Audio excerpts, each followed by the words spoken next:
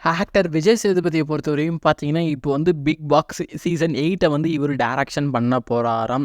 அதாவது டைரக்ஷன்னா ஹோஸ்ட் பண்ண போறாரு. இந்த இந்த சீசனை பொறுத்தவரையும் பார்த்தீங்கன்னா, லாஸ்ட் 1 to 8 வரையும் 7 வரையும் பார்த்தீங்கன்னா, உலகநாயகன் கமல்ஹாசன் தான் டைரக்ஷன் பண்ணிட்டு இருந்தாங்க.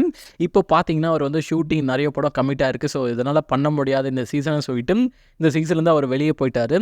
இப்போ பார்த்தீங்கன்னா, சூர்யா, சிலம்பரசன், விஜய் சேதுபதி இவங்க எல்லாம் டிஸ்கஸ் போயிட்டு இருந்தது இவங்க கிட்ட எல்லாருக்கிட்டையும்.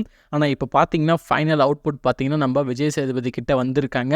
கண்டிப்பாக வந்து இந்த பிக் பாக்ஸுக்கு ஏற்றவர் இவருன்னு நினைக்கிறேன். கண்டிப்பாக சூர்யா பொறுத்தவரையும் பார்த்தீங்கன்னா, இப்போ வந்து ஷூட்டிங்கில் இன்ஜுரி வேறு ஆகிருக்கு. ஸோ அந்த ரெக்வைரில் கண்டிப்பாக வந்து அவர் ஜாயின் பண்ண மாட்டாருன்னு நினைக்கிறேன்.